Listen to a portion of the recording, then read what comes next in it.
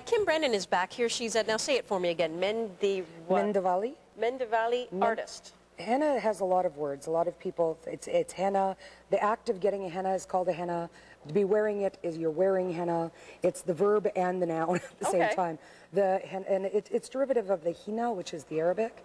So henna, it's henna, mehndi, mahandi. There's lots of words for it because it's been around for so long. Now, a little earlier, of course, we were talking about the history of it and the tradition, but it's also something that North Americans have adopted. It's just a really pretty thing to do. It's really beautiful. But before we got started, and you're gonna keep doing some henna art on me throughout this conversation, I was just a little bit concerned about allergies, but you said there's sort of a list of questions that you should be asked before you start this. So what should people be thinking about if they're worried if they might be allergic? If you have really severe perfume allergies, there's some essential oils in it that might irritate the skin. It's a strong smell, but it's a wonderful smell. It is. That's the lavender that you're smelling. That's the lavender, and the actual henna itself, the Hasina Mehndi, has a beautiful musky smell, and then there's the essential oils that go into it.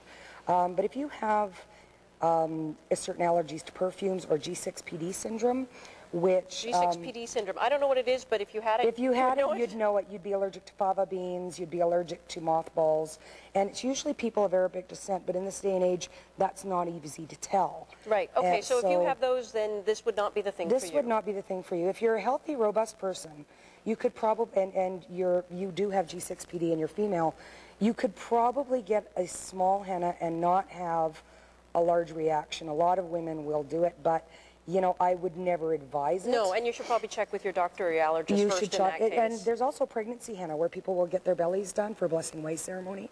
And I always say suggest to talk to your doctor first. Right. I mean, there's nothing in it that's going to hurt you, but... Is this going to be absorbed by my skin? What it is going to do is it's going to stain the dead layers of your skin. Okay, so it's not going into my bloodstream? No, what this is doing is it's staining all of your dead skin cells. As you know, you have a blood-bearing layer and lots of little layers of cells. This is staining down to, but not through your blood-bearing layer. So what it does is it stains your dead skin cells, and as you exfoliate, it gradually wears off. You can see where there's old stuff here, and it's starting to fade right out. And you can see newer here. And then if you remember Pooja's, hers was still a little lighter yet. Okay, so this is pretty wet right now. How long before it's going to dry? Depending on how quickly your body absorbs it. Some people I've seen like suck it up in 10 minutes. Other people, you could be sitting there waiting for it to dry for an hour. Which is kind of a nice part of the ceremony, isn't it? The ritual is that you have to slow down for the mehndi. You have to sit around. And you know, a lot of people find that it's a lot like the same feeling as getting your hair done. It's very soothing, very comforting. Somebody's paying attention to you. There's physical human contact.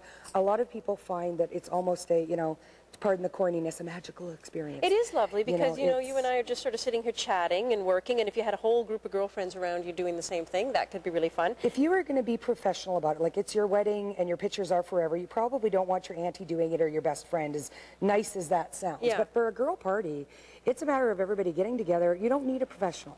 This is something that is grassroots. It's the equivalent of a folk art. It doesn't always have to be beautiful. I mean, for a party, it doesn't matter what it looks like. For photos, you might care. Well, if it's a wedding, I mean, it's the difference between going down the aisle in a burlap sack or a Versace. I mean, who wants the burlap sack? Whatever you depend on, yeah, whatever your tastes are. Now, once this dries, and we don't know how long it's going to take on me, anything I need to do to preserve it? You do. What you have to do is you make sure that you have no water contact for 24 to 48 hours as much as possible. The water we have here is wonderful water, but it's also treated, and it tends to stop the oxidization process. So keep my hand out of the shower. Keep your hand out of the shower. I always suggest if you have no latex allergies, latex glove with elastic bands around the wrist, and you're cruising. Okay. You can still wash your hair. But I don't have to do dishes tonight then. Well, actually, if you were in Indian tradition tells you that when you get your henna done, no housework until it's faded and gone. Well, everybody heard that right there. I can't do housework for a while. How long before it's going to be faded and gone? How long can I get out of my chores for? It depends. It depends on your rate of exfoliation, your pH level, and how well you take care of it. So I've seen 4 days, I've seen 8 weeks. Depending on that. If someone is interested in either getting a lesson from you or just having you do it, how can they get a hold of you? I don't do a lot of lessons in Winnipeg at this point. I am going to be doing a class on the 13th. Feel free to email me in regards to details about that. Okay, there's your phone number up on the screen. Yeah, and I do teach sometimes at the U of M or U of W. And it's like quick classes about the history, the botany, biology, anthropology of the actual henna. I'm going to let you keep working as we head into the commercial break. Yeah, and it's But for the most part, it's just a matter of getting a hold of me and making a personal appointment. And there you go. It's all personal appointment.